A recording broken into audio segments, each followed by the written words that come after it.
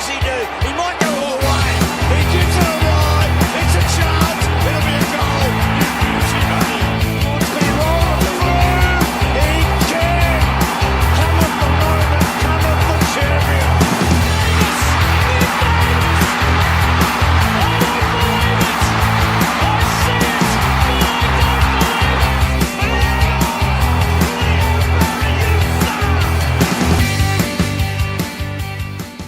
Hey everyone, you are listening to the Swans Blog SwansCast, the number one Sydney Swans fans podcast. 7 rounds in, 6 losses. Looks like we're firmly stuck to the bottom of the ladder. I'd love to say 2017 all over again, but I don't think we have the cattle this time around. And even with Carlton copping a hiding, it just couldn't lift us off the bottom. When was the last time a team in last place had a percentage of 80? Look, we're shaking things up tonight, just like the Swans have been doing all season. We've got the review, the good, the bad, the ugly, the clown files, social guff, and the usual stuff. So hope you enjoy the new format. I'm your host, Justin Mitchell, and with me is SwansCast's favourite regular host and all-round good guy, Joshua Maher. Josh, welcome to the new format. Gee, thanks for that introduction. I didn't even get introduced like that at my wedding, mate. That was something special. I'll have to keep the audio file for that one. Well, I think you're going to have to do a new marriage and get me in as the MC. I think I can chat you up pretty good. Make you sound like the bee's knees. yeah, no. Somehow ended up married to a blog. I don't know how that happened. Oh, well, yeah, I didn't say marry me, just marry your wifey over again. Redo the ceremony. No, she'd be up for that. We're going on a cruise in October. You can come be the MC. Yeah, no, I'd do that. You just got to pay for me, no worries.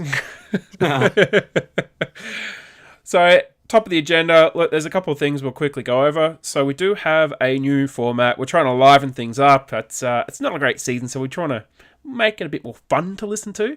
So over the last weeks, kind of shaking things up. We've added more social sort of media integration. We've added our Player of the Year votes that we've put in.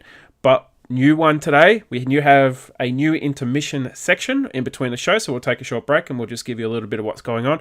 But we also have our clown files, so this is a great new addition to the show. We're going to come into that a bit later on.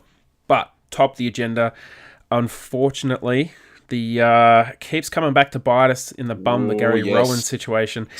Yes, now, it does. He did an interview on Exclusive Insight that was posted up yesterday. I posted it on the blog page today on our Facebook and Twitter. And it's fair to say, Josh, we've had a lot of reaction and almost none of it positive. No, it wasn't positive. But at the same time, I'm not surprised because we spoke about this topic a little bit 2 or 3 weeks ago. And I think our view then was that maybe there was a bit of a story at Sydney that hadn't really been discussed and that maybe the media had a little bit of a sniff and we were going to find out more. And it looks like we found out more. Yeah, it does look like we found out more. And unfortunately, it's not exactly great reading. It certainly doesn't cast the Sydney Swans in a great light. So to just briefly go over what's happened, essentially, Gary Rowan was forced out of the club. And then instead of the Sydney Swans just coming out and saying, we've moved him on, he wanted to go Geelong, we've done the best thing for him, they came out at trade time and said he actually wants to return to Geelong for family reasons. And that was the main communication that came out of the club at the time. In his interview on Exclusive Insight, he categorically denied it and said it actually upset him and pissed him off. And he's very happy at Geelong, he was very unhappy at Sydney, and he was glad that he got a new chance and now he's in a new environment where he feels like he can actually perform. That's right. Now, that's not to say that the trade itself wasn't a good trade given the circumstances at the time, because I think as far as list management goes, it's still the right decision. Yeah. But the media coverage around the Swans trading one of their favourite sons to another club probably hasn't been handled as well as they liked. No, look, we're going to cover that a little bit later on in our show. It's not going to reveal anything on that, but it hasn't been particularly well received. It hasn't been handled well from the get-go. And one of our followers on Twitter, Valerie Heath, she actually put up a comment and she said, yeah, she did. I would like to convey our 3 long-term fans, so she's talking about her family, complete disgust over the Gary Rowan dumping and being lied to about it by the club. Extremely disappointed. A complete breach of what we were sold as the Swans code. Why should we continue to invest in the team emotionally and dollar-wise? I couldn't agree more. And I think people aren't outraged about the trade itself. I think they're outraged about the handling of it and the communication of it, and essentially the Swans trying to wash their hands of it and just saying, oh, he wanted to leave, when actually Gary Rowan said he didn't want to leave, he wanted to stay. Yeah, that's right. And for a club that's traditionally prided itself on its culture and its sense of family, it's a bitter pill to swallow. It is. Straight into our review. It's not a great start to the season, Josh, is it? Football started. Yeah, apparently it started almost 2 months ago. Oh, okay. I thought I was. Oh, you mean in general, or you mean for us? Well, not for us anyway. I think we're still in pre-season mode. No. Well, we didn't particularly play too well in the second half. Our first half was, we'll kind of forget about the first quarter. I've got a few issues with the first quarter this year, which is why I think we're kind of still in slight pre-season mode, Josh. Oh, I don't know. Oh, I don't know what kind of mode we're in at the moment. We seem to be in sort of 1.5 quarters per game mode at the moment, which is where we were at the end of last season anyway. Yeah. I guess it's not conducive to good football. No, it's not. But I think that's probably a little bit unfair to the team, because I thought for a large part that the effort was actually there this week, but the execution wasn't. Yes. And certainly our response to getting beaten around the contest in the first quarter was not great. So I actually missed half the first quarter, and I absolutely intended to watch it this afternoon. I know I was on my way home from work. You missed absolutely nothing worth writing or discussing. No, that's true, but it has given me an interesting perspective and observation. So I came home about 16 minutes into the first quarter, having not seen the footage and having not heard any of the radio broadcast. And I pulled out my iPad and I looked at the stats, and we were getting flogged in contested ball, clearances. Our hit-outs were actually relatively even, and we were getting demolished in inside 50s. And I think they were up by about 25 points at that point in time. Yeah. So I turn on the TV, and we're outnumbered by 2 lines at every contest. Yep. And Heaney and Reader behind the ball. And I thought, if we're getting flogged at contested ball, why leave them the outnumber? Yeah, and Reed was at Why fullback give it to the lines? But Reed was at fullback in the first 10 minutes. It was literally at fullback within about 5 or 6 inside 50 entries. Well, I obviously didn't see that. But that was just my observation, that we're getting beaten around the ball. So instead of trying to even up around the contest, we put 2 behind the ball and we gave it away to the Lions, and then wondered why we had so many repeat inside 50s. They had 27 repeat inside 50s in that game. Yeah, and the stats, they don't lie. It was kind of, well, I mean, they were on top in the first half, but, you know, we brought the scoreboard back in control, and for a little bit there, we led for about 7 minutes of the match, I think, and there was a chance that we could go in front at halftime. Certainly, given the way we started the first quarter, that would have been a tremendous and fantastic turnaround. Halftime, I'm not sure what happened at halftime. The rain, maybe that kind of got into their heads a little bit, but as soon as we came out after halftime break, it was a completely different team that came out on the field. I've never seen us play so poorly in the wet before, Josh. No, and we used to pride ourselves on wet weather football. It fit with the contested football that we used to play. No, that's right. And what the Lions did was nothing outrageous. It's just all these teams, what the Lions did, what the Tigers did in their premiership, they're all just variations on what we pioneered in 2005 with a little bit more of an attacking style added to it. Well, but it's 2012 as well. It's 2012 that's been re-engineered. Yeah, that's right, with a bit more run and carry. But certainly the core of it, that pressure, intensity around the stoppages and just winning the contested ball and ground ball gets, none of that's new. But just for some reason, we've lost it. Yeah, look, I think the fact that the senior players that we had, they're all gone. The elite players, well, not all gone, but I'll get back around to that. So, like, you're talking about your Tom Mitchells, he's left the club. Dan Hanbury, he's left the club. At one point, they were literally your best, or the Sydney Swans' best ground ball getting players. Tom Mitchell was an elite inside mid, and he had his hands first to the ball, I think, more than any other Sydney player back in 2016. His ability to get hands to the ball was phenomenal. He goes to Hawthorn and he wins a Brownlow medal. In his second year there, he polls quite high in his first year. The writing was on the wall. He's going to be an elite midfielder there, and it didn't take long. So I thought that was a particularly poor... I always regard that as one of the poorest trades that the Sydney Swans have ever done, because of what we gave away and what we've got in return. What we've got in return is Sure, in the long term, it might be really good. But in the short term, no, not even close. Kieran Jack is no longer the player he used to be, and he was an awesome two-way running midfielder. Essentially, we've got Kennedy, inside bull, Parker, inside bull, and I think now they're being played in slightly different roles as to what they were before. And your Joneses, your Cunninghams, your Papleys, and all these sort of players who were either forwards or defenders, and they're now playing midfield. So we've kind of just got this mismatch in the midfield. I think it's a bit too paced, and it's not very good at the moment. Two paces, is that like stop and slow? Is Stop that what and you mean by slow. two paces? Yeah, stop and slow. And we have other players. We have other players who could potentially be those contested balls, but our lack of class in other areas of the field means that your Mills, and I worry for Mills because not only is his form down a little bit, he's been in the back line for so long now. Will he be able to regain any of that form? Yeah, that led Paul Roos to believe that he was the best midfielder in that draft. And how much longer can we keep using Heaney as a swingman for before he specialises in a role? Yeah, these are all, I would say, they're all valid criticisms, certainly based on our performance and the way we've been handling players over the last couple of years, all valid. I know John Longmire a couple of years ago said that he doesn't want to have players who can only play one role. He wants to have players who are capable of playing multiple roles, 2, 3, 4 even. So that's how we ended up with... I think that's a bit more like the LRT kind of player from back in the day, but LRT was quite unique in the fact that he was actually able to play 2 or 3 positions quite well. That's why we've got Dawson, who plays all over the ground. Ben McGlynn was a forward, then he was used in like 5 different roles. Papley's used in 5 different roles. Ronk doesn't even look like a footballer anymore because they've tried to use him 5 different roles. He's a small forward. Play him as a small forward. Play him as a small forward. That's right. I don't know what's going on. Hayward, you find him on the back flank sometimes. Like, what the hell? These are forwards. Play him as forwards.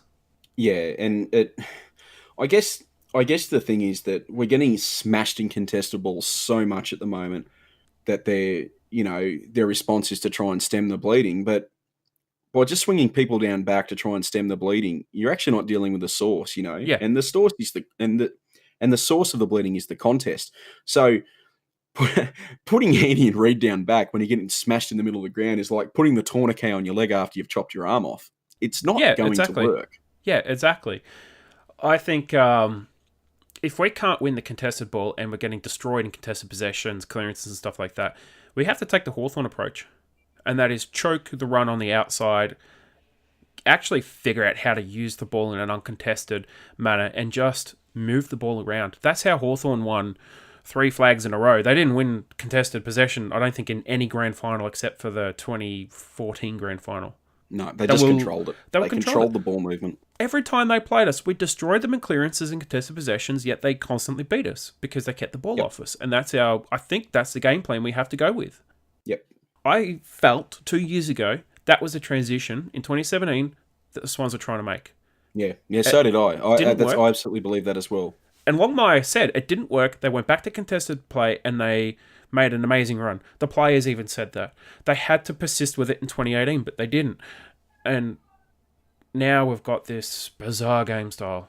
I don't even know what it is. But look, what's that game style in transition? I think what it boils down to is that we've drafted and tried to develop players for one game style and don't have the cattle yet. But it also means that we can't really rely on the old game style because we don't have the cattle for that either. So I think I don't think we'll be passing judgments till the end of next season. That's my gut feeling. Brisbane, I think I'm back on the bandwagon. I'm on the bandwagon. Getting on it. Hashtag Lions Blog. Hashtag Lions Blog. Hashtag not a real supporter. Was it hashtag bandwagoner because shit they were good and we were not so good. But look, stats, Josh. We had moments. We had moments, but the stats, they don't lie. We had moments. They don't lie. No, they don't. Look, we'll go bit by bit. So the inside 50s was phenomenal. I haven't seen a side dominate the inside 50s like that ever. It was 77-40 at the end of the game. But in the second half, it was 46-20. They had over 20 inside 50s in the last quarter. It was ridiculous how dominant they were, Josh. They were amazing. And they're exactly what we've been praising them for the last few weeks. They are a team on the rise. What else happened? Yeah, they had a lot in the second half. We got belted and hit out 64-37. They were up by 9 clearances. They had 42 more contested possessions. Yeah. Which really hurts for us when we're trying to still be a contested possession team. Yep. We had 15 more turnovers, which Yeah. I actually thought we were going to have a lot more than that, to be honest. So I'm actually not that upset by that number, but it still leaves us at 83-68, which is way too much. Yeah. Well, our second quarter was our best second quarter of the season, and I'm just going to touch. It was a great second quarter. I'm just going to touch on it briefly before we move on to the rest. But we were unbelievably efficient. We had kicked 6 goals, 3 from 10 inside 50s at one point. Earlier in the quarter, it was 4 goals, 3 from 7 inside 50s. So our scoring rate for the first half for inside 50s was at about 80%. Our goal conversion rate was about 45%, which is insane. Can I point out the elephant in the room here? That our we had 15 inside 50s or something like that for the first half. I thought the quality of our inside 50s was much better without Lance Franklin down there. Yeah, it has long which is why I feel one of the reasons we should put him on a wing. Yeah, and that has been pretty much spoken about since 2014. But it begs the question, can we actually do it now that he's 32 and almost broken down? But look, as far as stats-wise go, it was actually very equal for the second quarter. We had 13 more disposals, 1 less inside 50, 10 less hitouts, 1 less clearance, 1 more contested possession, 5 more marks, and I felt that was the reason why we got back into that game, because I think we only had 5 marks, we had 9 marks in the first quarter alone, which is ridiculous. Yeah, and not overusing the ball by hand in the second quarter. Yes. I think was the key thing. Because we slaughtered one it by handball. hand. Yep, one handball, put on the boot kick. Now, tackles inside 50 is our massive weakness this season. They smashed us in the first quarter, and then they just smashed us for the whole game. It was quite unbelievable. But we only had 1 less tackle inside 50 for that second quarter. So it was a good turnaround. But the rain came, and we just kind of, I don't know how to describe it. It was not a particularly enjoyable second half. They controlled it, and we did well in the third quarter, but we just couldn't get the ball. No, and the bigger bodies of the Lions players really started to show towards the end of the game as well. Yeah, they did. The physical difference in size between some of their guys and some of ours really made a few moments of that game look like boys versus men. Yeah, very much so. Now look, straight into our best, and then we're going to move on to our champions and villains. We had the best on George Hewitt, his best game of the season by far. And when I did the ratings and the player of the year, I felt that he was the best player for the Swans throughout the game. He had 34 disposals and 24 of them were contested. That's how much bully he was getting. He literally had leather poisoning by the end of the match. Oh, he did. He got given a role, and he got left with his role, and he excelled. And I, for one, am happy to see the G-Man back at work. Absolutely. So second for our best on was Papley. 4 goals, 3, 9 scoring involvements, 2 marks inside 50, and 400 metres gained. And proved again that he is one tough little bastard. That knee he took in the ribs. When he went off the ground, I thought he's not coming back, but he came back on. And not only did he come back on, he also got poleaxed in the forward 50 again. Yes. And bounced back up and Oscar McInerney is no shrinking violet. He is a big unit, and he copped that knee square in the ribs. I thought broken ribs for sure. Tough as nails, mate. Third was Kennedy. 31 disposals, 9 clearances, 9 tackles, mostly in the second half. Yeah. He was a little bit slow in the first, if I remember his stats correctly. But, the skipper's working into some form. He looked pretty good towards the back end of the game. And he had, I think, around 400 metres gained as well. So he was getting the ball plenty of it and doing a fair bit with it. But Hewitt was definitely doing most of the contested work, and Kennedy was doing a little bit on the outside. Yep. Hewitt was amazing. Yep. Alir, man, we would have got spanked without him. What do you reckon? I think Alir is the difference between us losing and us losing by an extra 30 points at the moment. Yeah. Look, Rampy got the kudos last week. Alir got it the week before. Alir has probably been our best and most consistent defender. So he comes in again in the best. 15 intercept possessions, which is unbelievable. He had 8 hit-outs, almost 400 metres gained. But get this, right? 12 1%ers. That's spoil, smothers, everything. That is phenomenal, the amount of work that he did in the defensive 50. Huge game. And another captain comes in now best on Luke Parker. 20 disposals, 5 clearances, 5 tackles, but 30 pressure acts, and that's pretty big in the midfield. Probably Parker's best game for the season, I would have thought. Yeah, but the problem was the Brisbane midfielders were just that much better. Well, Lockie Neal and Dane Zorko. Oh, yeah. Well, I mean, we sung Lockie Neal's praises a little bit recently, but, you play the Lions now, you got to lock down Lockie Neal and Zorko. And Zorko is still Zorko the Great. Look, they were really efficient with the ball, and when they had the ball, they made it count. We were very sloppy with it. Oh, yeah. Look, let's get straight on to our champions and villains. So I'll kick things off first. My champion can only be Tom Papley. We covered it just before in the best on, but that hit he took, and to get back up and to keep going, come back on, and he finished the match with 4 goals, 3. Could have finished with 6. Could have even kicked a 5th in the last quarter. Tom Papley, you are my champion. Josh, your Sunday champion? Oh, I already mentioned his name, the G-Man, Georgie Hewitt. Georgie's come in for a little bit of flack from us the last few weeks for not having a good year. And I think we even made the comment at one stage that he would be flat out getting a game in the NEFL side. I think we said Sydney Football League. Sydney Football League, yeah. But we also said that he was playing a weird role and it didn't seem to be suiting him. So this week, we obviously horsebacked him in to take Lockie Neal, who has got to be in the top 3 for the Brownlow at the moment. Yeah, put some money on He's him for having sure. a sensational season. And George Hewitt ran with him, and not only ran with him, matched him, and probably had more impact for his respective team. So George Hewitt had a massive game, and I'm extremely happy to see the big G-Man back out on the park. Yeah, playing he had like it's 2018. Had a great game. He really did. Now, your Sunday villain, please. Oh, I cannot believe this happened. I reckon I put the moz on this bloke because I wrote an article about how good he was and how he was having another career best season. That's I'm blaming you for this my one. ranger. Yep. This is my fault. That's my ranger. Harry Cunningham. I hate the injured guy. I hate him to hell. Yes. It's a shocking one. It was so similar to McVeigh's as well. Just ran out of defence, goes to bang it, and then he went down like he was shot. Yeah, and Horse was dead set right that he is our most consistent player this year, and he's in career best form by a mile.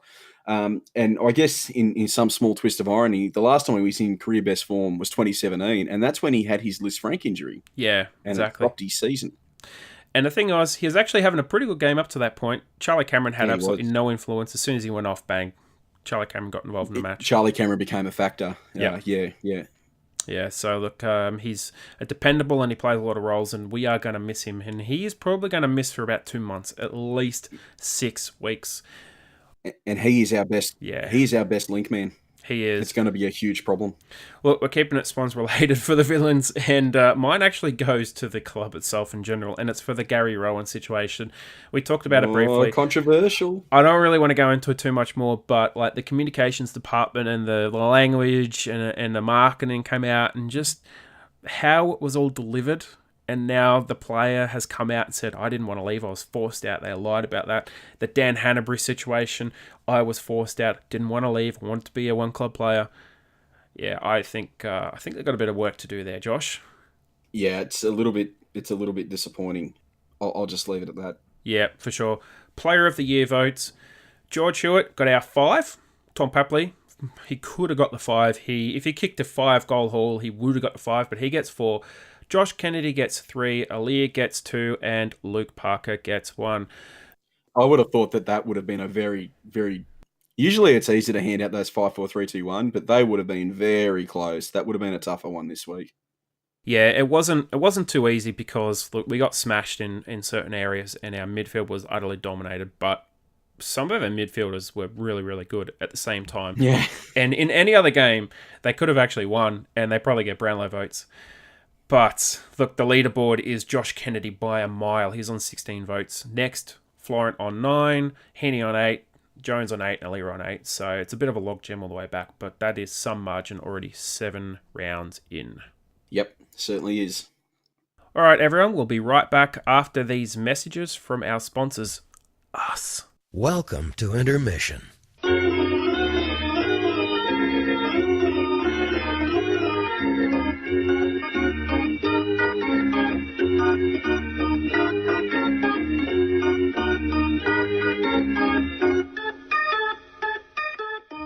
Hi guys, this is Justin Mitchell, your host of the SwansCast and SwansCast Extra, and this is Intermission. Joshua, tell us a little bit about the Swans Blog shop. The Swans Blog shop is a little online store we've set up, Justin, to sell items that are branded with the Swans Blog, and it's just to generate a very small amount of income to cover the operating costs of the blog. At the moment, we largely pay for this out of our pockets, but to keep it going, we'd like a little bit of support from our patrons and our fans. So rock on over there, buy yourself a coffee cup, or a set of stickers, or a notebook, or an iPad cover, any of the things that are on there, and just help us keep the blog alive. And you can also jump on our Patreon page. You can support us for as little as $1 a month.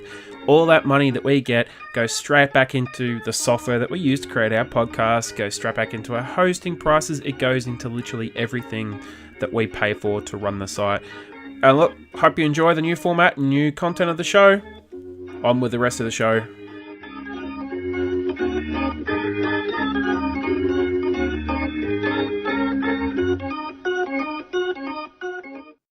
And now it's time for our brand new segment, the Clown Files. So, this is a non-Swans, although if the Swans make some, pretty silly mistakes, play accidentally kicks another player with a falcon or something like that, we'll put it in. But essentially, this is a nice, fun, light-hearted segment about silly things people in AFL are doing. So this might be someone who was tackled on the goal line, someone who tried to dribble it from 50 metres out. Silly stuff like that. Are you looking forward to it, Josh? I am, and I've got to emphasise, because we copped a bit of flack about bringing this segment in. Yeah. There was a little bit of slander that it's about finding some of the more light-hearted things that happen out there. Having said that, we could put a couple of serious ones in here, like, I don't know, Eddie Maguire. Yep. Every Eddie week. Maguire's gaff with Adam Goods. Well, just Eddie Maguire every week. And we'll call him the clown of the week. Well, I was going to say Eddie Maguire and his King Kong gaff with Adam Goods. Well, we could just clown him every week just for the sake of it. He deserves to be clowned. But it's to find some of the lighter moments and just have a bit of a laugh with them. So just settle down, people. Yep. It's all good. And we're not going to go after the coach. No. So our regular listeners, if you find someone who's done something a bit silly, a bit stupid during the week, let us know using our SwansCast hashtags, and we'll certainly consider it for the next show. But time to kick on. So the very first nomination for Clown of the Week, it happened in the AFL game between the Swans and the Lions. It was absolutely amazing. Sam Wicks with the biggest chase down tackle. Reece Matheson, he was basically walking into the goal with the ball. He just tried to dribble it through, but as soon as he went for the kick, Wicks comes sprinting from the middle of nowhere, just drags him down and gets a free kick. It was about 2 metres out from goal. It was an amazing tackle, Josh. Fantastic rundown tackle, and very poor work by Reece Matheson. Quick shout out to Sam Wicks' dad, who follows the blog. We love your work, mate. We love your son's work as well. Thanks for commenting, Ben Wicks. Joshua, next nomination. Oh, Jeffy Garlett. Jeffy Garlett's going to get absolutely ripped by Dunstall this week for trying to do between the Swans and the Lions. It was absolutely amazing. Sam Wicks with the biggest chase down tackle. Reece Matheson, he was basically walking into the goal with the ball. He just tried to dribble it through, but as soon as he went for the kick, Wicks comes sprinting from the middle of nowhere, just drags him down and gets a free kick. It was about 2 metres out from goal. It was an amazing tackle, Josh. Fantastic rundown tackle, and very poor work by Reece Matheson. Quick shout out to Sam Wicks' dad, who follows the blog. We love your work, mate. We love your son's work as well. Thanks for commenting, Ben Wicks. Joshua, next nomination. Oh, Jeffy Garlett. Jeffy Garlett's going to get absolutely ripped by Dunstall this week for trying to do a dribble kick from 45 metres out. Nearly missed absolutely everything. I went through for a behind in the end. It was just epic. Put it on the boot, Jeffy. Put it on the boot, Jeffy. It's well within your range, mate. The commentary went, oh no, Dunstall's going to rip him one on the dribble file. Yeah, they did too. Bam, Jeffy Garlett, clown. Yep. Clown, yep, I love it.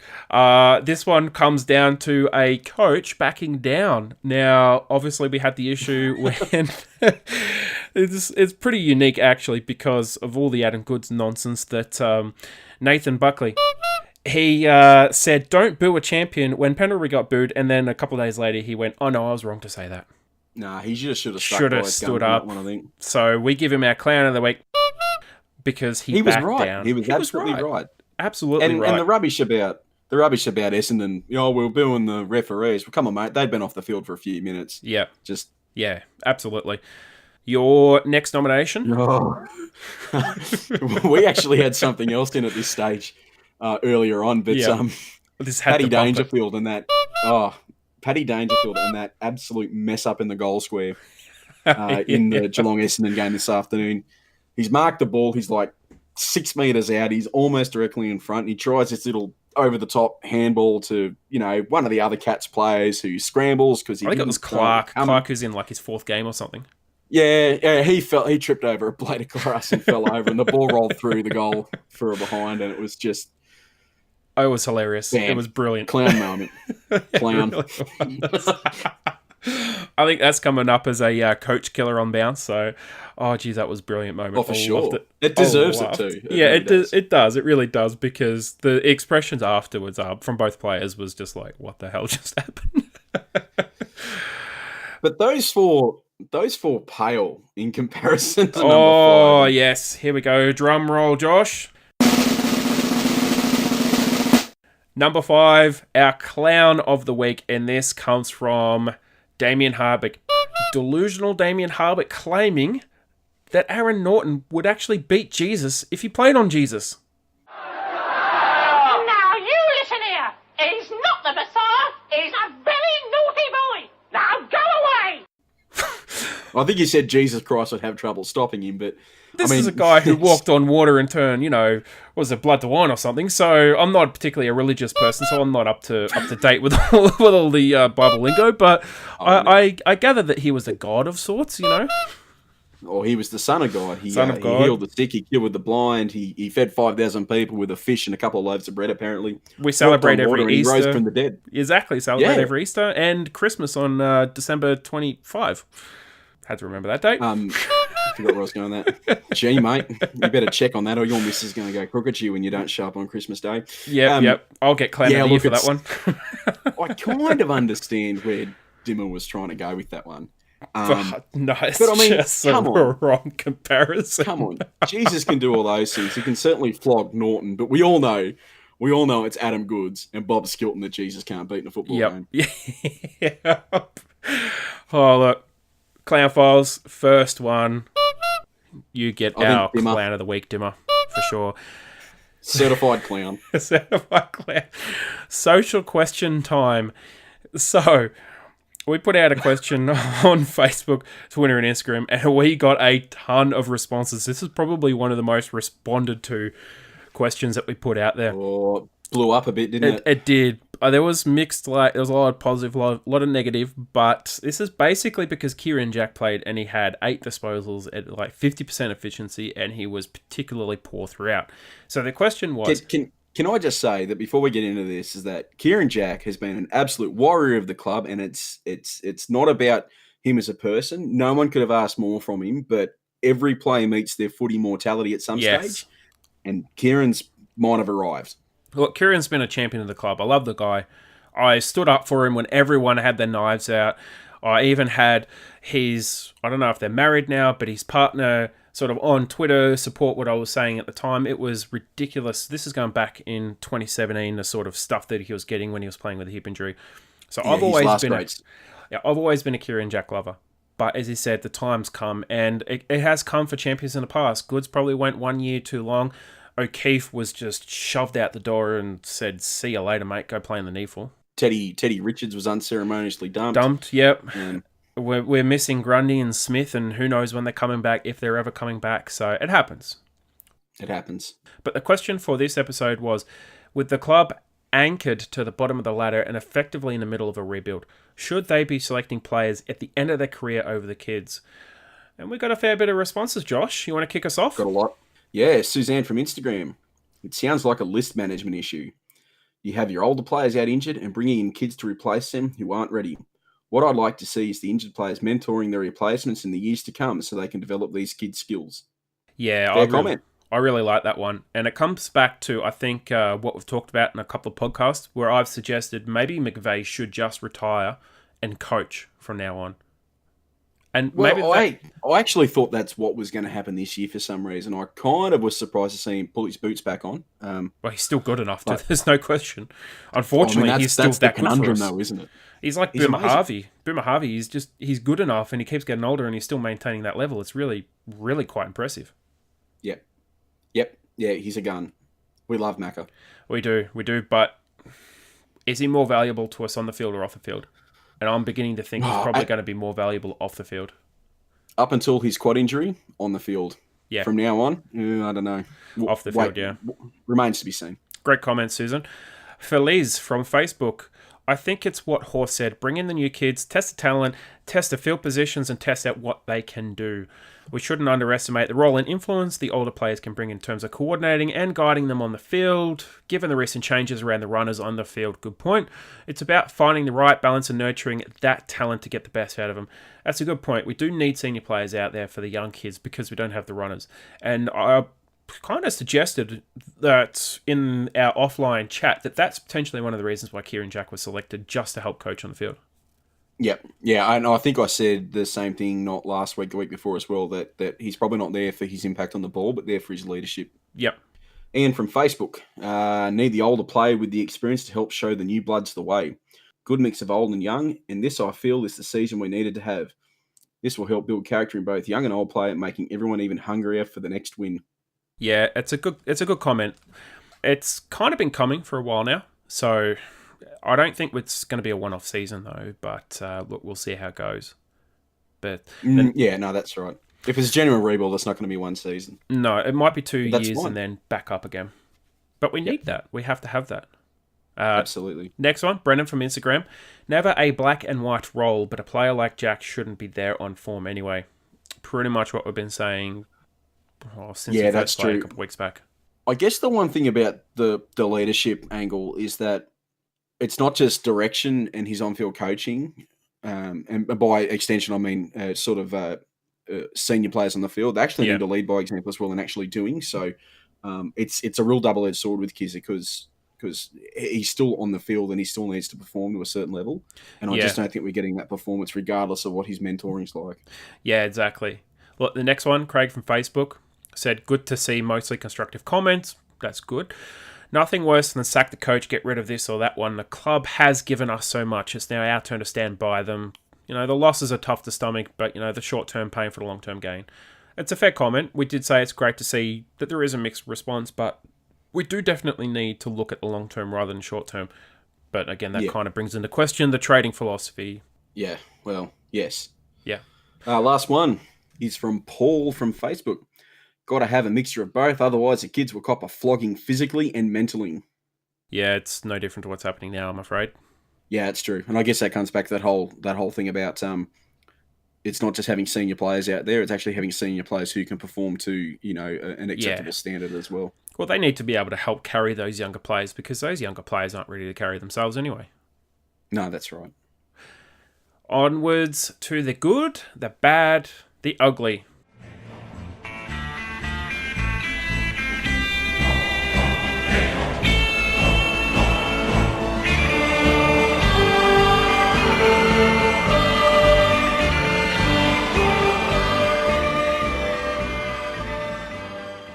All right, to kick things off, the good. Sam Wick's epic chase down tackle on Reece Matheson and the knee fall. Yes, we've talked about it as my champion. It was epic. It's on the Facebook channels, Twitter, Instagram, YouTube. Go and see it if you haven't seen it. It is a ripper of a tackle. Joshua, you're good. I'm just not going to go into too much detail, but Lachie Neale is an absolute star. I said this a few weeks ago. I'll say it again. Go out and put $10 on him to win the Brownlow or something because put your house the on guy him to win the Brownlow. He's so ridiculously underrated. If he played for a Victorian club, he would just be the standout leader at the moment. He's unbelievable. Harold's son would dominate like 12 pages to him every single day. There'd be a giant love heart in the middle of it. Joe, I don't know if they go that far, but he's pretty good. Some of those reporters are nonkers anyway, so you never really know what they do. Yeah, but look, the bad, the players being selected for name, history over form. We love Kizza, but that selection was not warranted, and to drop Rowbottom was not good. But even worse yet was Colin O'Riordan, who's been killing it in the NEAFL, couldn't even get in. And again, he was arguably the best on in the NEAFL again.